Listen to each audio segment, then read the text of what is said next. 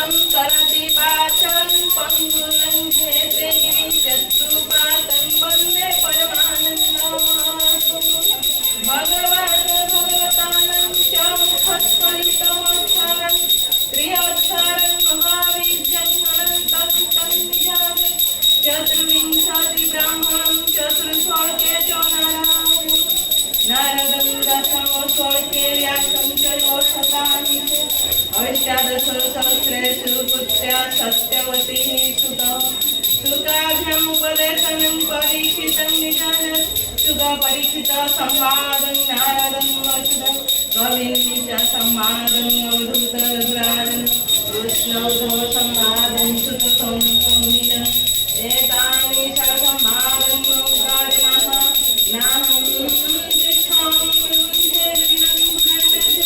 मधोक्ता यत्र गन्ति तत्र तिष्ठामि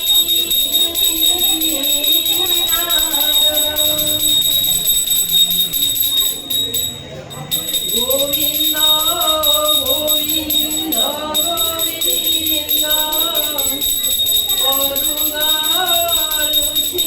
मकरन्दं जय मकरन्दवनगरी हे गरिले व्रजनारी हे व्रजनारी कवय रे मनमोर छाउनी गुंतु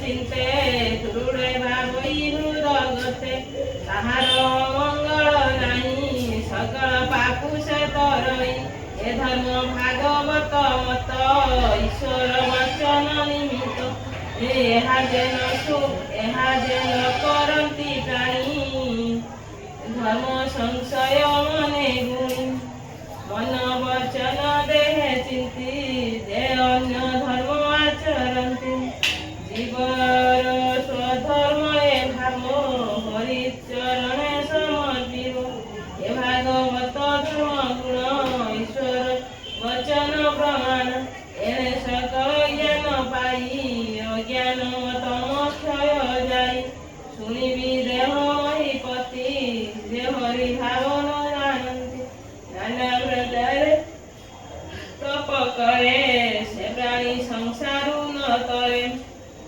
हरि विमुख प्राणी जते सथांति पशुंक संगते ताहांकु मोहे विष्णु माया विषयार सेवने स्नेह देहकु वस्तु प्राय मणि बैरी मित्र न ब्रह्माण रमयी स्वतः पथे ज्ञान भ्रम बुद्धि भ्रष्ट तेने संसार मोहे पड़ी दुख संकटे थांति जड़ी कृष्ण जार मायार एते गति ए भाव बुध जने चिंती कृष्ण भगति एक मने निर्मल धर्म आत्मज्ञान मने भावन्ति ज्ञान सुख लाभे देशने गुरु शिष्य भावे जीवन ज्ञान भाव देख दुख को मणे महा सुख जैसने स्वप्न मनोरथे भ्रमयी निद्रार आयते मरण सत्य प्राय ताहा निद्रा बोधने सर्व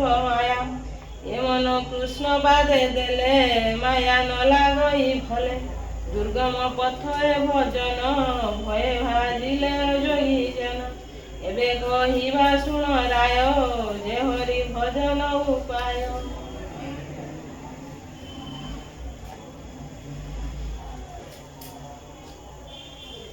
রাধে কৃষ্ণ হরি গোবিন্দ গোপাল হরি বসুদেব বাল ভজনন্দ দুলা। জয় জয় দেব হরে রাধে কৃষ্ণ হরি গোবিন্দ গোপাল হরি বসুদেব বাল ভজনন্দ দুলা। জয় জয় দেব হরে হরে গোবিন্দ গোপাল হরি বসুদেব বাল ভজনন্দ দুলা। জয় জয় দেব হরে রাধে কৃষ্ণ হরি গোবিন্দ গোপাল বসুদেব বাল ভজনন্দ দুলা। জয় জয় দেব হরে রাধে কৃষ্ণ হরি গোবিন্দ গোপাল হরি বসুদেব ভজনন্দ দুলা। জয় জয় দেব হরে। ଇଏ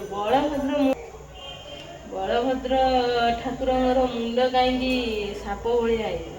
ସେ କାହିଁକି ନା ସେ ପୃଥିବୀକୁ ଟେକିକି ଧରିଛନ୍ତି। ସେ ହେଲେ ଅନନ୍ତ ନାଗ। ସେ ପୃଥିବୀକୁ ଟେକିକି ଧରିଛନ୍ତି, ସେଥିପାଇଁ ତାଙ୍କ ମୁଣ୍ଡଟା ନାଗ ସାପ ଭଳିଆ ହେଇଛି। ହଁ, ଏଇଟା ଠିକ କଥା। ତାପରେ ଶ୍ରୀ ବିଷ୍ଣୁ ରୂପରେ ସର୍ପଶଯ୍ୟାରେ ଶୋଇଥିଲେ କିଏ? କାଳିଆ ସାଆନ୍ତ। ସେଥିପାଇଁ ସର୍ପ ଭଳି ତାଙ୍କ ମୁଖ। ସେଥିପାଇଁ ତାଳଟା ଏମିତି ଉଚ୍ଚା। ମୁଁ କହୁଛି ଯେ ନା ସେଥିପାଇଁ ସର୍ପ ଭଳିଆ ମୁଖ। ମାନେ ଆଙ୍କ ସମସ୍ତଙ୍କର ଅଲଗା ଇଏ, ତାଙ୍କର କାହିଁକି?